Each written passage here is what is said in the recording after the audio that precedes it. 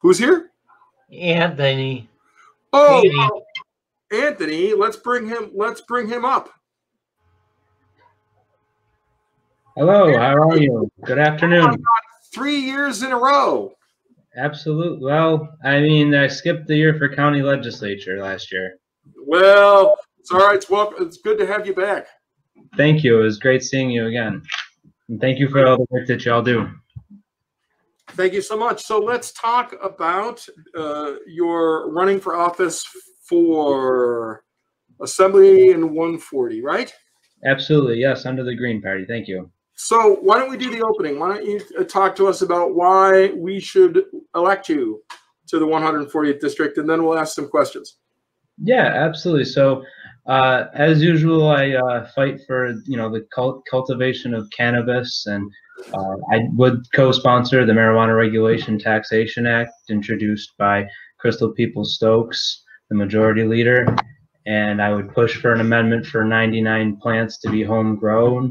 This would, in my opinion, stop monopolization like we've seen in the medical industry. And sorry if my daughter interrupts in any way. That's all right.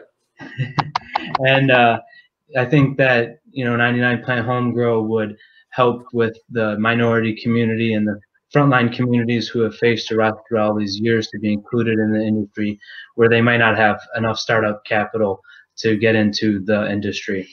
I would also co-sponsor the New York Health Act, and that Health Act would allow for everybody to be insured.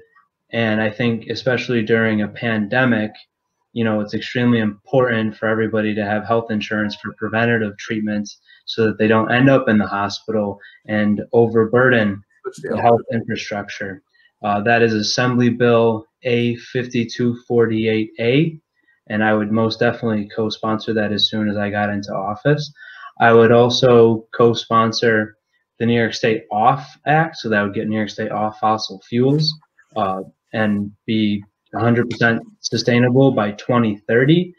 I think that this is extremely important because we need better air quality standards in New York, and a big contributor to pollution is actually just transportation. So if we were to get off fossil fuels and convert to 100% clean energy, then we could have a much cleaner air quality, especially from just traffic pollution. So that bill is Assembly Bill 3565, so I would most definitely co-sponsor that. And then another bill that I think is extremely important, especially when we're talking about the funding for the Office of People with Disabilities, is I would definitely co-sponsor the Assembly Bill 7791B. Right now, 70 people live on the feed. Sorry about that. I was referring to our friends at Channel 4. I forgot to mute myself. Go on. Yeah, absolutely. So that's Assembly Bill 7791B, and that would repeal the rebates for the stock transfer tax. So I think that we have way too much money that is being rebated to Wall Street, especially during a time where companies like AIG are not necessarily insuring businesses on all of the claims that are being filed due to the COVID pandemic. And I think that it's time for Wall Street to pay their fair share. I think that some of the funding could specifically be earmarked for the Office of People with Developmental Disabilities, but also for the campaign for Be Fair to Direct Care, so that we can actually pay a livable wage for those who provide direct services. So those are the bills that I would be focusing on, and I would definitely co-sponsor and push through and ask for committee votes and ask for full floor votes. And I would definitely be lobbying the governor directly to sign and support so that they can move through the legislature. All right. Okay. We're ready for some questions. You want to do the first one, Mark? Sure.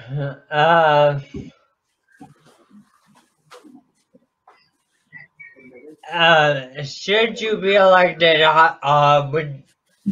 would you be open and willing, or how would you be open? How open and willing would you be, and how would you go about it? Creating positions for individuals with disabilities in your office. Yeah, that's a great question. I would definitely have one staffer fully present at all office hours to take on any question from members of the community. I think that I would have a working relationship with any group that's working to try to hold the NFTA board accountable so that there's better transportation measures. So that's something that, if possible, I mean, if necessary, I would just take on, myself completely with no staff help, just to coordinate efforts with the NFTA. And this is extremely important because I know it had been brought up in previous times that I've spoken at the Western New York Independent Living Candidate Forum about snow removal at bus stops and intersections. And I actually made the mistake of saying that I don't think it's too much of an issue in Tonawanda. But mistakenly, I was that at the corner of Sheridan and Delaware, there was an issue with snow barriers, and there would be people with walkers and canes walking in the street with, vehicle traffic going at least 40, 45, sometimes 50 miles per hour with snowy conditions. That's a terrible situation. And even on Niagara Falls Boulevard, the snow removal has to be taken care of. I think that I had heard an interesting suggestion from somebody about how we need to have special types of vehicles that do snow removal just for sidewalks, and I've seen some of that downtown Buffalo. So it's possible that some of that could be implemented in other towns where there's a very serious neglect of intersections and walkways being cleared of snow. So, I mean, I would definitely have a staffer full-time for all office hours, specifically for the community with people with disabilities and developmental disabilities. All right.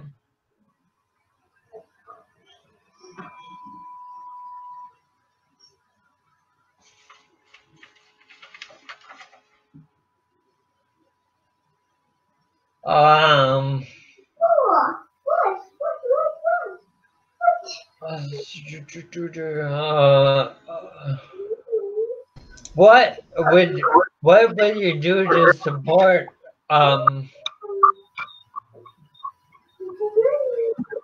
increase in accessible and affordable housing within our communities? Yeah, so that's a great question. I mean, because housing access is extremely important for any community, especially for people with disabilities and developmental disabilities. So I think that we need to have a model of inclusionary zoning where any new, whether you have a section of housing stock or even just a specific building, there needs to be inclusionary zoning of either 20 or 30% for lower income, senior, and for people with disabilities or developmental disabilities. I think that we need to really focus on taking care of any land that's not being utilized and start building more housing stock. I think that we need to have rent control ordinance measures at the county level so that any type of rent increase will have a certain percentage of that go back into the property so that we don't have as much dilapidating housing. And this might actually allow for more investment in housing to have accessibility for people with developmental disabilities or just disabilities. So I think that Santa Monica, California has a rent control ordinance that I think we should try to implement most of that, and specifically the measure I spoke about in terms of having a certain percentage of the rent increase go back to the property. I think that the inclusionary zoning is important, but also, we need to hold developers more responsible in terms of when any of the local development agencies give out tax incentives. So there should be a stipend or a stipulation, within any of these projects that have tax abatements or tax savings or some type of incentive. I think that there should be a stipulation to include that type of apartment building with availability to people with disabilities or developmental disabilities as well. So thank you. That was a great question, and I wish more people would talk about that issue. You're welcome. Next question comes from our chat, talking about funding in COVID. So the way I'm going to phrase this is, you know, the state's stance about the amount of debt the state is in due to COVID expenses. Okay. And that the state in a lot of areas has done what's called a 20% withhold on state funding for activities, including services for people with disabilities. What do you think the state's role should be? My apologies. To get services during COVID to people in the communities? Well, it should be extremely important. Thank you for that question. And I mean, I did point to the repeal of the state the stock transfer tax to repeal the rebate for that. So I think that that would be a huge funding source in the billions of dollars. I mean, I'd also have been talking about for many years the legalization of cannabis, and I think the Marijuana Regulation Taxation Act would bring in $500 million every year in funding. My concerns with the legalization of cannabis is that, you know, it shouldn't be just put in the general fund. I would support any legislation or amending legislation to actually put that funding into the Office of People with Developmental Disabilities, or any of the non-for-profit services that provide direct services, or even for the Be Fair to Direct Care campaign. I think that there should be specific legislative intent and specific legislative enumeration within the bill to direct that funding appropriately. I also think that the repeal of to rebate the stock transfer tax, I think there should also be language included specifically to try to help alleviate this discussion of a 20% cut in services, because I don't think that that should happen at all, especially during a pandemic. This is insanity. I do believe that by having the New York Health Act, I think that that would help, and not with the funding per se, but I think that over the long term, it would help with not overburdening the healthcare infrastructure, so that we could have more funding to the direct services for preventative treatment, or for those who are not living in facility, who are independently living, to have more of the funding for those services. So we're not just trying to, you know, catch up with the funding for the healthcare infrastructure for the actual in-hospitalization phase. Alrighty. Another question from our feed talks about what happens if the current administration, federal administration, continues. As a state legislator, what will you do to fight an administration that blocks state funding? I would absolutely be writing letters directly to the White House, and, you know, I would include personal stories from people that I've come across when I've done my door-to-door, specifically in my district, Riverside, I've been focusing on this year. And, you know, there are so many issues that that community faces in terms of being a food desert. So any types of cutting and funding for the services that they already rely on, beyond just the actual troubles that they're facing, beyond the fight for those services, I would make sure that the White House gets a letter from me directing them to, you know, discuss with the constituents that I represent the problems they face, especially with any additional cuts from the federal government. And I would absolutely put in that letter that we spend so much on our military in terms of foreign military interventionism, when that needs to be spent at home so that we actually take care of our population.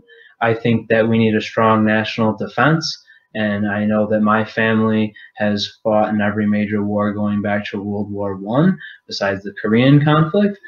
And I think that my family recognizes, anyone who has served in my family has recognized that we need to take care of our people at home, and we need to stop spending so much money on the interests of the few for these foreign military conflicts. I would definitely make sure that that was put into a letter to the White House.